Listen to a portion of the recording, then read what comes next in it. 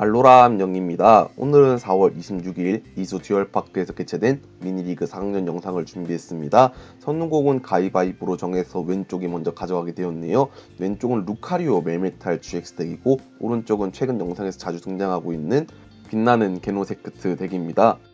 이 영상을 보시면 궁금해할 점이 두 가지 있을 것 같은데 어제 영상을 안 올린 이유는 제가 좀 피곤하고 힘든 게 있어서 안 올렸었고, 오늘 같은 경우에는 원래 저번에 아이언 미니리그 4강전 올라왔으니까 아이언 결승전 올라와야 되는 거 아니에요? 라고 생각할 수도 있는데, 최근 코리안 리그가 가까워지다 보니까 아무래도 덱 레시피 유출에 의해서 영상에 등장했던 분들의 요청에 따라서 나중에 코리안 리그 끝나고 영상을 올리게 되었습니다.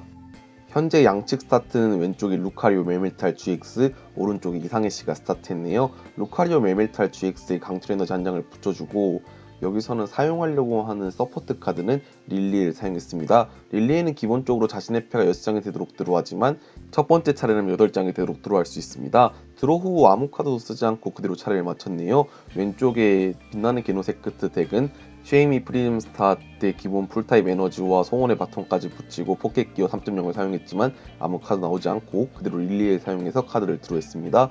이상해씨와 에테르 파라다이스 보호구를 깐 후에 그대로 차례를 종료했네요. 왼쪽에 루카리오 멜메탈 GX의 차례로 넘어와서 천관산으로 스타디움을 교체하였습니다.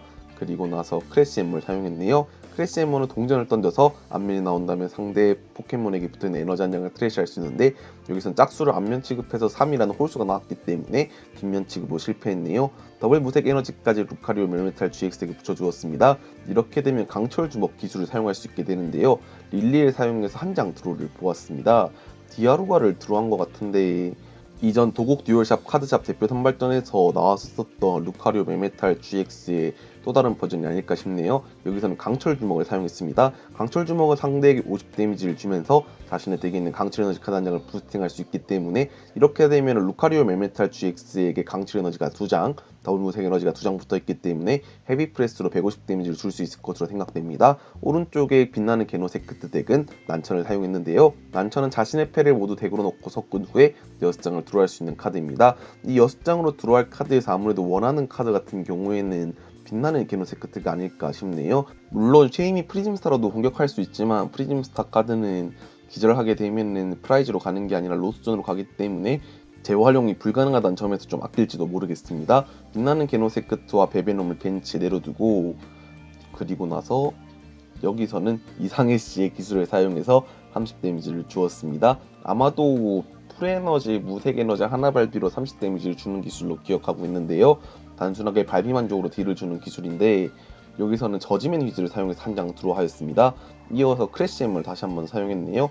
약간 조금 다르게 생각해야 되는 게, 도곡 듀얼샵에서 보여드렸던 루카리오 멜메탈 GX 같은 경우에는 강철 타입 툴박스라는 느낌이 강했었는데, 여기는 루카리오 멜메탈 GX 같은 경우에는 뭔가 핸드 안농을 같이 쓰는 빌도 납니다.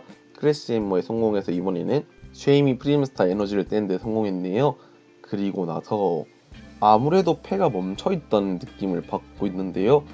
여기서는 다시 한번 패를 살펴보면서 사용할 카드에 대해서 고민하고 있지만 저지맨 이술로 한 장을 들어있습니다.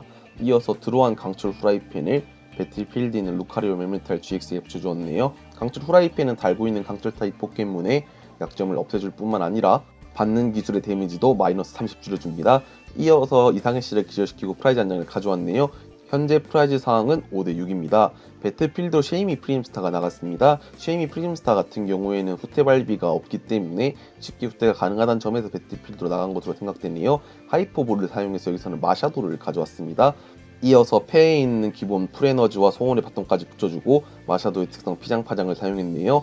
피장파장 특성은 패에서 벤치로 내려놨을 때 발동되는 특성으로 서로의 패를 모두 덱으로 넣고 섞은 후에 내장을 들어가게 하는 효과를 가지고 있습니다. 내장이 된 패에서 에테르 파라다이스 보호구로 스타디움이 교체됐네요. 아고용까지 진화시킨 데 성공해서 차지업으로 에너지 하나를 채워주고, 게노세크트의 특성 에너지 리로드로 아고용한테 붙어있던 에너지를 게노세크트한테 붙여주었습니다. 배틀필드로 게노세크트가 나가고, 가이블라스터를 사용했습니다. 가이블라스터 같은 경우에는 무색에너지 산발비로 기동되는 기술이지만 여기서는 붙어있는 풀에너지 개수 곱하기 20 데미지에다가 기본 50 데미지가 추가되기 때문에 50에다가 근데 두 개밖에 있는데 발동 안 되는 거 아니에요? 라고 하실 수 있지만 이상의 꽃의 특성으로 모든 기본 풀에너지는 풀에너지 2개 발비로 늘어났기 때문에 풀에너지 4개분으로 치욕됩니다. 그러면 130 데미지에다가 강철 후라이팬으로 마이너스 30이 돼서 100 데미지를 주게 되었네요.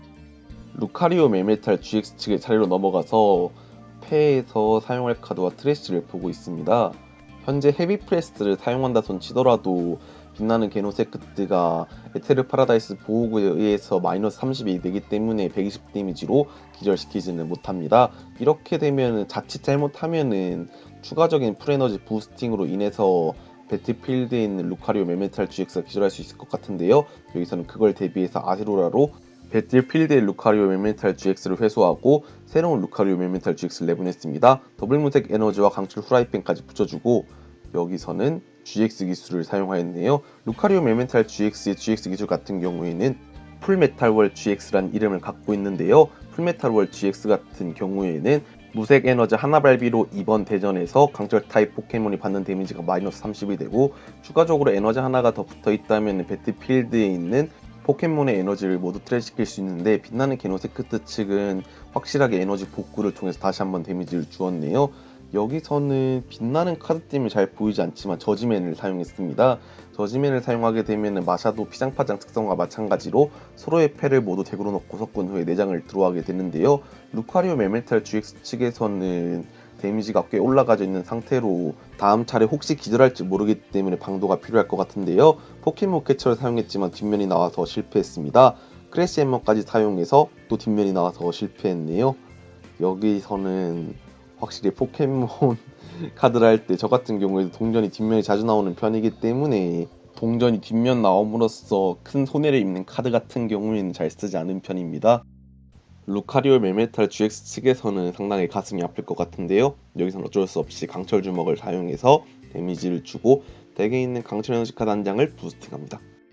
현재 루카리오 멜메탈 GX에게 올라가 있는 데미지가 70이기 때문에 남은 체력은 190. 강철 후라이팬에 의해서 220 데미지만 한 번에 줄 수 있게 되면 게임을 끝낼 수 있을 것 같은데요. 이상의 꽃 하트에 풀에너지 한 장을 붙여주고 포켓기어 3.0을 사용했습니다. 포켓기어 3.0은 덱 위에서 7장을 확인하고 그 중에는 서포트 카드 한 장을 서치할 수 있는데 여기서 난천을 서치했네요.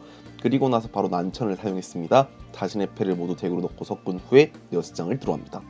이번 차례 풀에너지를 이상의 꽃하트에 붙였다 치더라도 게노세크트의 특성을 사용해서 다시 한번 풀에너지를 옮겨줄 수 있기 때문에 여기서는 딜 감소 요소는 없을 거라 생각이 되네요. 아구용의 특성 차지업을 쓴 다음에 빛나는 게노세크트의 특성으로 배틀필드에 있는 빛나는 게노세크트한테 풀에너지를 붙여주었습니다. 이렇게 되면 1, 2, 3, 6 120에다가 50도에서 170에다가 60 깎여서 110 데미지를 주게 되겠네요. 그럼 70 더하기 110이니까 총 180 데미지가 루카리오 멜메탈 GX에게 올라가게 됩니다. 이렇게 되면 루카리오 멜메탈 GX 측도 아세로나나 아니면 다른 카드를 써야 될 것 같은데요. 현재 패에 프레복약이 보이기 때문에 프레복약을 사용해서 에너지를 모두 트랩시키고 전부 회복했습니다. 그리고 나서 더블 무색 에너지를 붙여주고 여기서는 강철 주먹을 사용해서 50 데미지지만 에테르 파라다이스 보호구에 의해서 30 깎여서 20 데미지가 게노세크트한테 들어가겠네요. 이렇게 되면은 패가 남아있는 게 한 장밖에 없기 때문에 게노세크트한테 2번 공격을 맞아서 게임이 아예 끝나는 경우도 생각해 봐야 될 것 같습니다. 빛나는 게노세크트 측은 무리하게 에너지를 끌어모아서 1타를 내려고 하는 것보다는 2타 싸움으로 몰고 나갔네요. 저지맨 기술로 한 장 들어가고 네스트볼을 다시 한번 사용해서 덱에 있는 여기서 꺼내올 포켓몬은 루카리오 멜메탈 GX밖에 없다는 생각이 듭니다. 루카리오 멜메탈 GX를 벤치에 내려두었네요. 이렇게 되면 루카리오 멜메탈 GX를 후퇴시키고 에너지를 다시 한번 모으는 것도 생각해 볼 수 있을 것 같습니다. 루카리오 멜메탈 GX의 후퇴 발비가 딱 3개이기 때문에 후퇴는 가능한데요. 여기서는 선택을 내려야 될 것 같습니다.